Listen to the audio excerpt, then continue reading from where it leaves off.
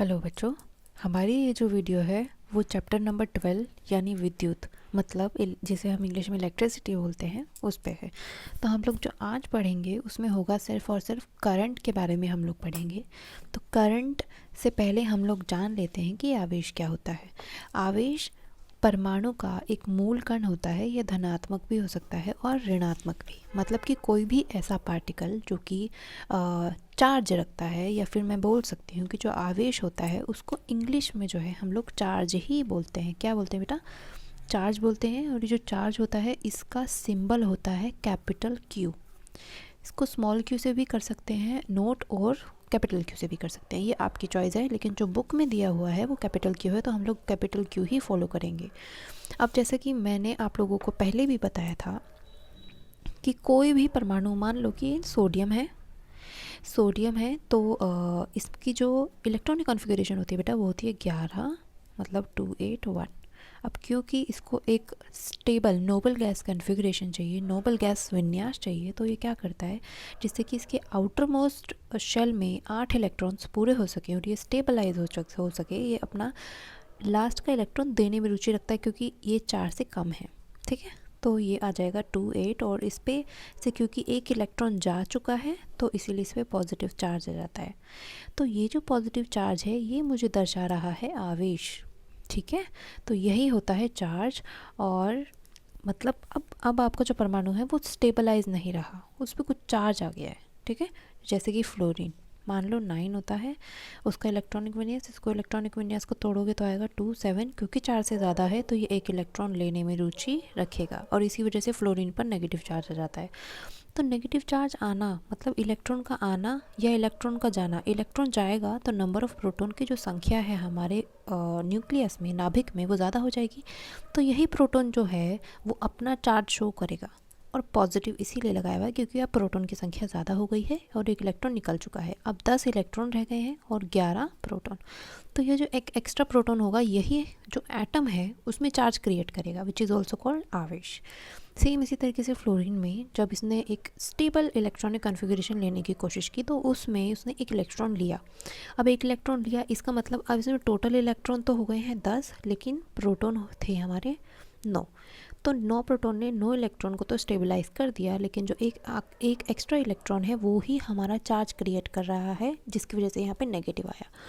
तो इसमें यही है बेटा कि इस एक लाइन पढ़ना इसमें लिखा हुआ है कि यह धनात्मक भी हो सकता है और ऋणात्मक भी। तो धनात्मक कैसे होगा? जब इस पे पॉजिटिव चार्ज आएगा यानी प्रोटॉन की संख्या ज़्यादा हो जाएगी, और ऋणात्मक तब आएगा जब इसमें इलेक्ट्रॉन की संख्या ज़्यादा हो जाएगी। ठीक है, तो हमने यहाँ तक पढ़ा कि आवेश क्या होता है। अब नेक्स्ट आ जाओ, इसमें लिखा हुआ है कि समान आवेश एक दूसरे को प्रतिकर्षित करते हैं, मतलब कि रिपेल करते हैं, और ऑपोजिट चार्जेस हमेशा एक दूसरे को अट्रैक्ट करते हैं। अब कूलॉम मतलब इसका सिंबल जो होता है हमारा कैपिटल क्यू होता है, और इसकी जो यूनिट होती है, मतलब हमारी जो आवेश की यूनिट होती है वो क्या होती है बेटा? कूलॉम। कूलॉम, ठीक है, इसको इंग्लिश में हिंदी में लिखते हैं कूलॉम। और इस पे आवेश क्या होता है बेटा? एक देखो, ये तो हो गया आपका आवेश। ठीक है, अब अगर मैं बात करूं एक इलेक्ट्रॉन पर आखिर चार्ज होता कितना है, तो जब निकाला गया एक्सपेरिमेंटली डेटा से पता चला कि इस पर जो चार्ज होता है वो होता है 10⁻⁻19 कूलॉम। कैपिटल कूलॉम के जो सिंबल है कैपिटल सी में लिखा जाएगा। ये तो हो गया एक इलेक्ट्रॉन का। अब अगर मैं निकालना चाहूँ कि एक कूलॉम बनाने के लिए कितने इलेक्ट्रॉन्स को मैं इकट्ठा करूं कि एक कूलॉम चार्ज आ जाए। पहले देखो 10⁻⁻19 है, इसका मतलब चार्ज एक इलेक्ट्रॉन पे बहुत कम है। नहीं तो आसपास की जितनी भी आपके पास चीज़ें हैं सबके सब में चार्ज होता है और आप अट्रैक्ट ही होते रहते, करंट जैसा कुछ फील होता रहता। नहीं होता ना, क्योंकि एक इलेक्ट्रॉन पर जो कूलॉम जो चार्ज है बहुत ही कम होता है। ठीक है, तो अब हमें देखना है कि एक कूलॉम बनाने के लिए, एक कूलॉम चार्ज जनरेट करने के लिए कितने इलेक्ट्रॉन्स को इकट्ठा होना पड़ेगा। तो ये कितना है, हम क्या करेंगे, ये जो 1 इलेक्ट्रॉन है अपॉन में 1, कैसे, ये वैल्यू यहाँ आ जाएगी इसके नीचे और एक कूलॉम यहाँ बच जाएगा। जब इसको सॉल्व किया गया तो हमारी वैल्यू आई इतनी। ठीक है, इलेक्ट्रॉन्स, इसका मतलब जब इतने इलेक्ट्रॉन्स मिलेंगे आपस में, इतने इलेक्ट्रॉन्स आपस में मिलेंगे तब जाकर एक कूलॉम चार्ज क्रिएट होगा। तो this is just a very big number. इस पे ध्यान देना बच्चे कि ये काफ़ी बड़ा नंबर है।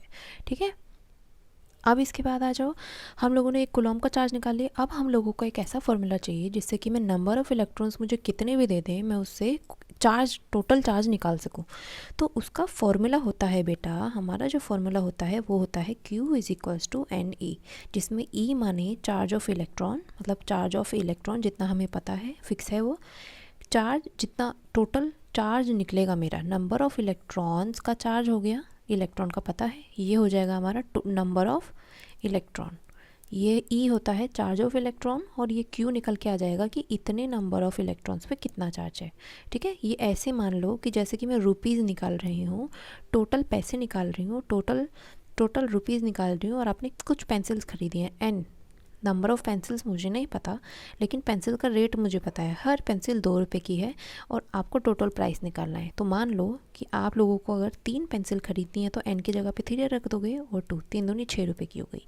ऐसे ही अगर मान लो कि टोटल पेंसिल अब 10 है, आपने 10 ली है, तो आप n की जगह 10 रख दोगे, और क्योंकि मुझे पेंसिल का रेट ऑलरेडी पता है तो वो 2 ही रहेगा, तो ये कितना हो जाएगा 20। इस तरह से हम लोगों ने सेम इसी मेथड से ये चार्ज की वैल्यू निकालनी सीख ली। अच्छा, अब आगे आ जाते हैं कि विद्युत धारा क्या होती है। विद्युत धारा is also known as current.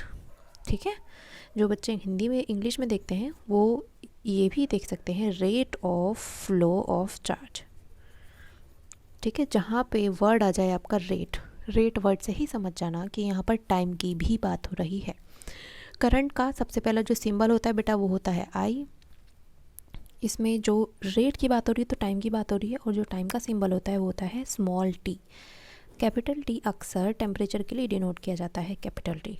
ठीक है, तो अब हम लोग आगे समझेंगे। हमारा जो करंट होता है वो करंट होता है बेटा I is equals to rate of flow of charge. हम लोगों ने क्या पढ़ा कि क्या होता है rate of flow of charge. ठीक है, इसका मतलब इसमें बोला गया था आवेश के प्रवाहित होने की दर को विद्युत धारा कहा जाता है।